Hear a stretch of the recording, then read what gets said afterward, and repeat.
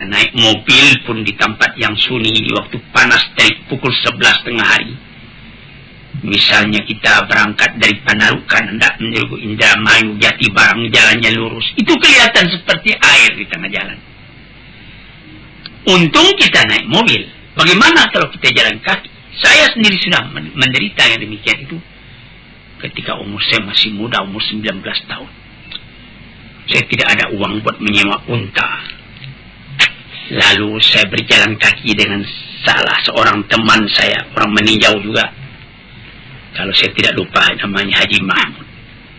Kami berangkat dari Mekah pukul 5 sore. Jalan kaki. Karena sudah terlalu capek berjalan, tak kira-kira baru 25 kilometer. Sudah tidak dapat diangkat kaki lagi. Sudah semutan. Sudah pegal kaki. Karena itu, ya untung berjalan sore. Sebab itu tidak panas pasirnya. Tetapi, itu pasir dalam. Lunak. Jadi kalau kita injak, boleh dikatakan kaki kita surut ke belakang sedikit. Nanti lama-lama jadi pegal. Sekira-kira pukul 11 malam, kami tidur. Tertidur di tengah padang pasir. Berdua dengan teman tadi. Kami sembahyang ketika itu dengan tayamum saja. Kami tidur. Enaknya tidur di padang pasir itu. Malam. Jadi panas tidak terasa. Tidak tersentak-sentak tidur. Setelah terbangun kemudian dilihat matahari sudah naik. Sudah cukup keluar, jadi kira-kira pukul 7. Baru kami sembahyang subuh. Habis sembahyang subuh kami berjalan. Tambah lama, tambah panas. Itu belum sampai di Bahra kami. Jadi, itu Bahra jarak antara Mekah dengan Jeddah. Bahra namanya. Sekarang dengan mobil itu tidak cukup. Barangkali cuma setengah jam dari Jeddah atau lebih-lebih sedikit. Cobalah saudara fikir waktu itu belum ada jalan raya seperti sekarang. Jadi sangat panasnya. Di dalam panas tadi dari jauh pukul 9, pukul 10, pukul 11 itu sudah sangat panas. Dari jauh kelihatan air terus tergenang air nampaknya. Kita jalan, tidak ada air. Itu cuma gejala panas. Kita tambah haus. Di sini namakan atash, haus. Di dalam Quran dikatakannya kasarabin biqi'atin yahsabuhu dham'anu ma'a. Orang karena haus kepada air, dilihat dari jauh ada air, tapi idza ja'ahu setelah sampai ke tempat itu, lam yajidhu syai'a, tak ada apa-apa, tak ada air melainkan pasir yang panas. Ini satu. Jadi diumpamakan di sini orang dalam mencari kebenaran itu haus. Kalau tidak ada pimpinan dari Allah, mungkin air disangka air, padahal pasir. Namun kerinduan, namun kehausan tidak lepas, melainkan masih tetap mencari. Saudara-saudara yang terhormat, disinilah dikatakan atash itu, yaitu haus.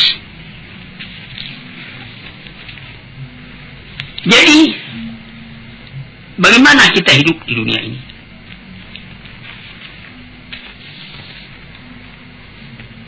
Tidak ada yang lebih sangat panasnya dan gejalanya daripada mencari yang dicintai, cuma panas yang dapat.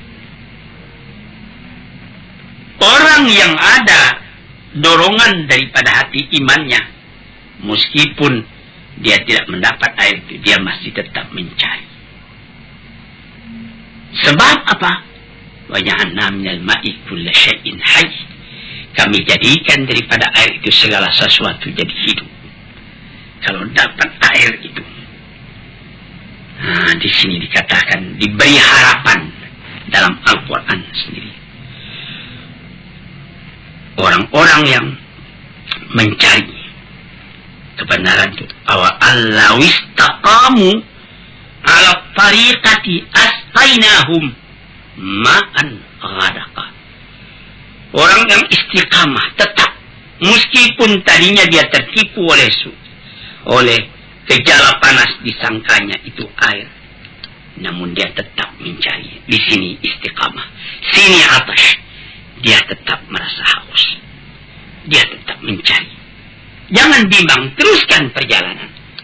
Fa'allahu istaqamu ala tariqati, kalau benar-benar dia istiqamah, tidak ragu-ragu, jalan terus, akan kami beri, kata Tuhan kepadanya, ma'an ghadaqa, air yang sejuk, air yang berlimpah-limpah. Hadirin atau pendengar kuliah subuh yang tercinta, ini sudah ditafsirkan. Ayat ini turun 1400 tahun yang telah lalu. Berapa banyak tempat di tanah Arab yang kering, yang kersang, yang tidak ada air padanya. Cuma dari jauh-jauh ada satu tempat yang bernama Wahah. Orang barat menyebut oase dari kata-kata Wahah. Itu lembah-lembah. Di situ digali orang sumur, nanti dapat air di bawah, diangkat ke atas, maka dapatlah orang di kampung tadi Wahah, tadi air minum. Sebab itu dalam perjalanan orang masa naik unta dari Mekah ke Madinah, di Wahah itulah berhenti unta, karena di sana sudah sejak dulu digali sumur-sumur tempat orang akan minum, akan berhenti bermalam atau berhenti siang kalau di musim panas. Dia berjalan sejak dari pukul 5 sore sampai nanti pukul 6 pagi. Habis semen subuh, ditanggalinya sukduf untanya, dan dia tinggal di sana sampai sore. Siang hari itu bertanaklah, memulailah makan minum, karena tidak dapat menempuh panas di waktu sangat teriknya itu. Tapi sekarang saudara-saudara yang terhormat, wa'alas lawistaqamu ala tariqati la asqainahum ma'an ghanaqa. Kehausan orang akan air di mana-mana membuka pikiran orang.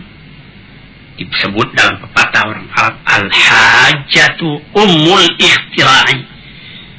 Sangat perlu orang kepada sesuatu hal, pada sukar mencarinya, orang mencari pikiran-pikiran baru, inspirasi baru. Ketika saya naik haji ke Mekah di tahun 1927,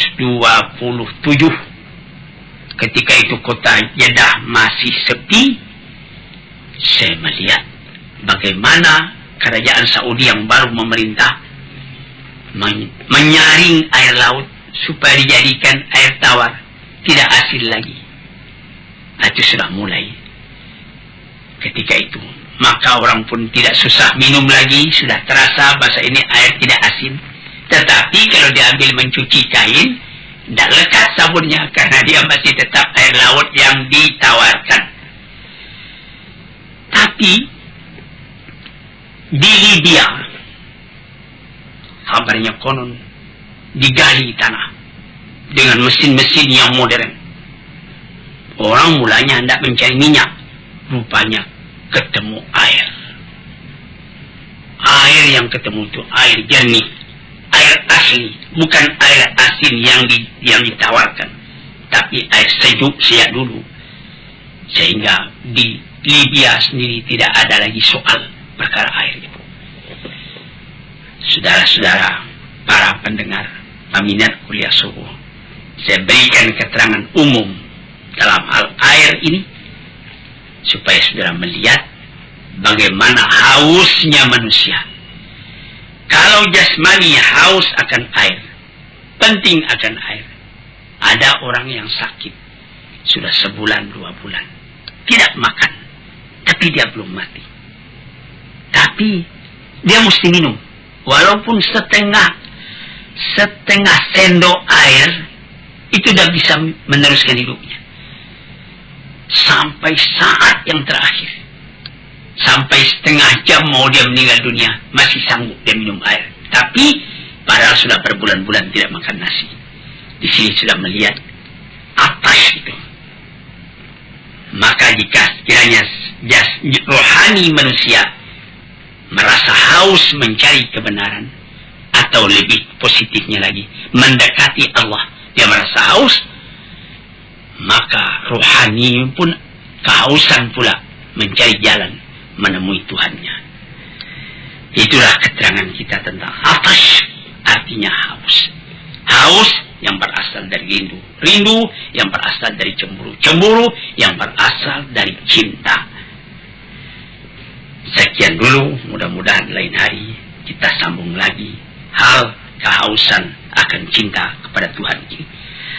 Assalamualaikum warahmatullahi wabarakatuh.